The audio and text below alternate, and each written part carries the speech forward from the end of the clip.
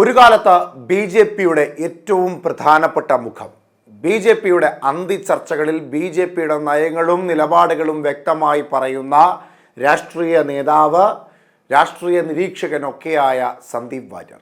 U D എഫിൻ്റെയും L D എഫിൻ്റെയും പ്രതികൾക്കെതിരായി ബി ജെ പിക്ക് വേണ്ടി നിരവധി ചോദ്യങ്ങൾ ഉയർത്തിയ ബി ജെ പിയുടെ ഒരു കാലത്തെ ശക്തനായ നേതാവായിരുന്നു സന്ദീപ് വാര്യർ. എന്നാൽ ഇക്കഴിഞ്ഞ ഉപതെരഞ്ഞെടുപ്പോടുകൂടി കോൺഗ്രസ് പാളയത്തിലേക്ക് എത്തിയിരിക്കുകയാണ് സന്ദീപ് വാര്യർ. സന്ദീപ് വാര്യർ കോൺഗ്രസിലേക്ക് എത്തിയതിൻ്റെ പല കാരണങ്ങളിൽ ഒന്ന് കെ സുരേന്ദ്രനാണ്. ബി ജെ പി അധ്യക്ഷ സ്ഥാനത്തിരുന്നു കൊണ്ട് അദ്ദേഹം ഏകപക്ഷീയമായ ചില നിലപാടുകൾ അദ്ദേഹം സ്വീകരിക്കുകയും ഒപ്പം അദ്ദേഹത്തിന് ഇഷ്ടമുള്ള സി കൃഷ്ണകുമാറിനെ പഞ്ചായത്ത് തലം മുതൽ ലോക്സഭാ തെരഞ്ഞെടുപ്പ് വരെ മത്സരിപ്പിക്കുന്ന രീതിയാണ് അദ്ദേഹത്തിൻ്റെ കയ്യിലുള്ളത് എന്ന തരത്തിലേക്കുള്ള പല ആരോപണങ്ങളും പരാമർശങ്ങളും കെ സുരേന്ദ്രനെതിരായ അദ്ദേഹം ഉയർത്തി. അതുകൂടാതെ പാലക്കാട്ടെ പ്രാദേശിക നേതൃത്വത്തിനുള്ളിലും സംസ്ഥാന നേതൃത്വത്തിനുള്ളിലും പല പ്രശ്നങ്ങളുണ്ടെന്നും ആ പ്രശ്നങ്ങൾക്കെല്ലാം മൂലകാരണം കെ സുരേന്ദ്രനാണെന്നും കെ സുരേന്ദ്രനും ശോഭാ സുരേന്ദ്രനും ഒക്കെ തമ്മിൽ വലിയ പടലപ്പിണക്കങ്ങളാണെന്നും എല്ലാം തുറന്നടിച്ച സന്ദീപ് വാര്യർ ആദ്യം ഇടതുപക്ഷ പാളയത്തിലേക്ക് പോകുമെന്ന വാർത്തകൾ വരികയും ഇടതുപക്ഷക്കാർ അദ്ദേഹത്തെ ഇരുകൈ നീട്ടി സ്വീകരിക്കുവാൻ തയ്യാറാകുകയും അദ്ദേഹത്തെ വാഴ്ത്തുകയും ക്രിസ്റ്റൽ ക്ലിയറായ നേതാവാണ് സന്ദീപ് വാര്യർ എന്ന് പറയുകയും ചെയ്യുന്നു. അതിന് തൊട്ടു പിന്നാലെ കൽപ്പാത്തി രഥോത്സവത്തിന്റെ ആഘോഷങ്ങൾക്ക് തൊട്ടടുത്ത ദിവസം ഒരു പത്രസമ്മേളനത്തിലൂടെ സന്ദീപ് വാര്യർ കോൺഗ്രസിലേക്ക് കടന്നു വരുന്നു. പിന്നീട് അങ്ങോട്ട് ബി ജെ പിക്കെതിരായ ഓരോ കാര്യങ്ങളും അദ്ദേഹം തൊടുത്തു വിട്ടുകൊണ്ടേയിരുന്നു. അതെല്ലാം പാലക്കാട്ടെ ഉപതെരഞ്ഞെടുപ്പിൽ കോൺഗ്രസിന് ഗുണകരമായി എന്ന് മാത്രമല്ല, പാലക്കാടിന്റെ രാഷ്ട്രീയ ചരിത്രത്തിലെ ഏറ്റവും മികച്ച ഭൂരിപക്ഷത്തോടു കൂടി ആ ഉപതെരഞ്ഞെടുപ്പിൽ രാഹുൽ മാങ്കൂട്ടം വിജയിക്കുകയും ചെയ്യുന്നു. 18,000-ൽ പരം വോട്ടിന്റെ ഭൂരിപക്ഷത്തോടു കൂടിയാണ് രാഹുൽ മാങ്കൂട്ടം വിജയിച്ചത്.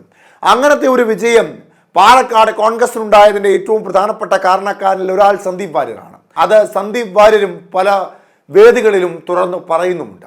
ഈ സാഹചര്യത്തിൽ ബി ജെ പിക്കെതിരായ ഓരോ ആയുധങ്ങളും ഉപയോഗിക്കുന്നു. അതിൽ ഏറ്റവും പ്രധാനപ്പെട്ട സന്ദീപ് വാര്യരുടെ പ്രതിയോഗി എന്ന് പറയുന്നത് കെ സുരേന്ദ്രനാണ്. കെ സുരേന്ദ്രനെ പല വേദികളിലും വെച്ച് അദ്ദേഹം എതിർത്ത് പറയുകയും അദ്ദേഹത്തെ പരിഹസിക്കുകയും ഒക്കെ ചെയ്യുന്ന ഒരു പ്രവണത ഇപ്പോൾ സമൂഹ മാധ്യമങ്ങളിലൂടെയും കൂടാതെ മാധ്യമങ്ങൾക്ക് മുമ്പിലും അദ്ദേഹത്തിന് ലഭിക്കുന്ന വേദികളിലുമെല്ലാം ബി ജെ പിക്കെതിരായ രൂക്ഷമായ വിമർശനങ്ങളും ആരോപണങ്ങളും അഴിമതി ആരോപണങ്ങളുമായി രംഗത്തെത്തുകയാണ് സന്ദീപ് വാര്യർ. ഇപ്പോൾ ഏറ്റവും ഒടുവിൽ കഴിഞ്ഞ ദിവസം ഒരു സ്കൂളിൽ കുഞ്ഞുങ്ങൾ ക്രിസ്മസ് ആഘോഷം നടത്തുന്ന വേളയിൽ അവിടെ വിശ്വ ഹിന്ദു പരിഷത്തിന്റെ നേതാക്കന്മാരെത്തുകയും അവരുടെ വസ്ത്രധാരണത്തെ ചൊല്ലി പ്രശ്നങ്ങൾ ഉണ്ടാക്കുകയും ശ്രീകൃഷ്ണ ജയന്തി മാത്രം സ്കൂളിൽ ആഘോഷിച്ചാൽ മതി എന്ന ഒരു വാദമുയർത്തുകയും ചെയ്തു.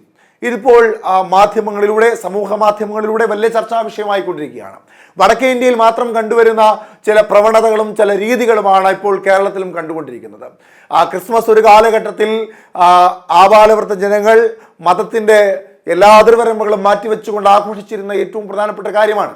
അത് കുട്ടികൾ ആഘോഷിക്കുമ്പോൾ അവർക്കെന്ത് മതം, അവർക്കെന്ത് ജാതി, അവർക്കെന്ത് വർഗം, അവർക്കെന്ത് വർണ്ണം, അവർക്ക് എല്ലാത്തിനും അതീതമായി നിഷ്കളങ്കമായി സ്നേഹിക്കുവാൻ മാത്രം അറിയുന്നവരാണ്. അവർക്കിടയിലേക്ക് വർഗീയതയുടെ ഒരു ചെറിയ ലാഞ്ചന പോലും കൊണ്ടുവരുന്നത് തീർത്തും തെറ്റാണ്. അവരോട് ക്രിസ്മസ് പപ്പയുടെ വേഷം ധരിക്കരുതെന്നും ശ്രീകൃഷ്ണ ജയന്തി ആഘോഷം നടത്തണമെന്നും ഒക്കെ പറഞ്ഞുകൊണ്ട് അശ്ലീല വാക്കുകൾ ഉപയോഗിക്കുന്നത് തീർത്തും തെറ്റായ കാര്യം തന്നെയാണ്. ഈ വിഷയത്തിൽ ഇപ്പോൾ എന്തുകൊണ്ടാണ് ബി ജെ പി ഒരു പ്രതികരണവുമായി എത്താത്തത്? വിശ്വ ഹിന്ദു പരിഷത്ത് അത്തരത്തിലൊരു മോശ പ്രവണത കാണിച്ചപ്പോൾ എന്തുകൊണ്ട് ബി ജെ പി എതിർത്തില്ല? എന്തുകൊണ്ട് കെ സുരേന്ദ്രൻ നിശബ്ദത പാലിക്കുന്നു എന്നതടക്കമുള്ള ചോദ്യങ്ങളാണ് പരിഹാസ രൂപേണ ഇപ്പോൾ സന്ദീപ് വാര്യർ തൻ്റെ സമൂഹ മാധ്യമത്തിലൂടെ ചോദിച്ചിരിക്കുന്നത്. അദ്ദേഹത്തിൻ്റെ ഫേസ്ബുക്ക് പോസ്റ്റ് ഇങ്ങനെയാണ്: പാലക്കാട് സ്കൂളിൽ ക്രിസ്മസ് ആഘോഷം തടഞ്ഞ വിശ്വ ഹിന്ദു പരിഷത്ത് സംഘപരിവാർ സംഘടന തന്നെയാണ്. ഈ നേരം വരെ ബി ജെ പി സംസ്ഥാന പ്രസിഡന്റ് ഈ അതിക്രമത്തെ തള്ളിപ്പറഞ്ഞിട്ടില്ല. അതായത് മൗനം സമ്മതമാണ്. ഒരു വശത്ത് ക്രൈസ്തവരെ ആക്രമിക്കുക, അവരുടെ ആഘോഷങ്ങളെ തടയുക, അവരുടെ വിശ്വാസങ്ങളെ അവമതിക്കുക, എന്നിട്ട് നാണമില്ലാതെ ക്രൈസ്തവ വോട്ട് തട്ടാൻ കപട നാടകം കളിക്കുക. ഇതാണ് ബി ജെ പി. ഇതേ സംഭവം നടന്ന തൊട്ടു പിന്നാലെ അദ്ദേഹം ആദ്യം ഒരു ഫേസ്ബുക്ക് പോസ്റ്റ് ഇടുകയുണ്ടായി. അതെങ്ങനെയായിരുന്നു: സ്കൂളിലെ ക്രിസ്മസ് ആഘോഷം തടഞ്ഞ സംഘപരിവാറുകാരെ പാലക്കാട് അറസ്റ്റ് ചെയ്തിട്ടുണ്ട്. ജാമ്യം കിട്ടി ഇറങ്ങിയാലുടൻ ക്രിസ്മസ് കേക്കുമായി ഇവർ ക്രൈസ്തവ ഭവനങ്ങളിൽ എത്തുന്നതാണ്. ഈ സംഭവം നടന്ന തൊട്ടു പിന്നാലെ അദ്ദേഹം ആദ്യം ഒരു ഫേസ്ബുക്ക് പോസ്റ്റ് ഇടുന്നു. ആ ഫേസ്ബുക്ക് പോസ്റ്റിൽ കഴിഞ്ഞ ക്രിസ്മസ് കാലങ്ങളിൽ ക്രൈസ്തവ ഭവനങ്ങളിലേക്ക് ബി ജെ പിയുടെ നേതൃത്വത്തിൽ കേക്കുമായി ക്രൈസ്തവ ഭവന സന്ദർശനം നടത്തിയ ബി ജെ പിയുടെ ആ നയം, ആ നീക്കം കപട രാഷ്ട്രീയത്തിന്റെ മറ്റൊരു മുഖമാണ് എന്ന് സന്ദീപ് വാര്യർ പറഞ്ഞു വെക്കുന്നു. വിശ്വ ഹിന്ദു പരിഷത്തിന്റെ ഭാഗത്ത് നിന്ന് അത്തരത്തിലൊരു മോശ പ്രവണത ഉണ്ടാവുകയും അവരെ ഉടനടി അറസ്റ്റ് ചെയ്യുകയും ആ അറസ്റ്റിൽ ജാമ്യം ലഭിച്ചിട്ട് വേണം അവർക്കിനി കേക്കുമായി ക്രൈസ്തവ ദേവാലയങ്ങളിലേക്ക് എത്താൻ എന്ന് പറഞ്ഞുകൊണ്ട് ആദ്യത്തെ പരിഹാസം.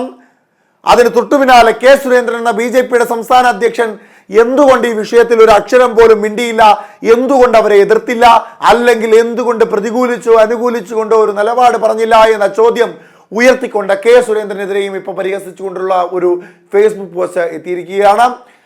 എന്തായാലും നിലവിലത്തെ സാഹചര്യത്തിൽ BJPയെ ഏത് തരത്തിലും എതിർക്കുക, നിലവിലുള്ള ഈ സംഭവ വികാസങ്ങളിലെ വർഗീയതയെ പുറത്തു കൊണ്ടുവരിക എന്നടക്കമുള്ള ഉദ്ദേശങ്ങൾ ഉള്ളിൽ കരുതിക്കൊണ്ടുള്ള ഈ ഫേസ്ബുക്ക് പോസ്റ്റ് ഏത് രീതിയിൽ ഇനി ചർച്ചയാകും എന്നുള്ളത് കണ്ടറിയണം.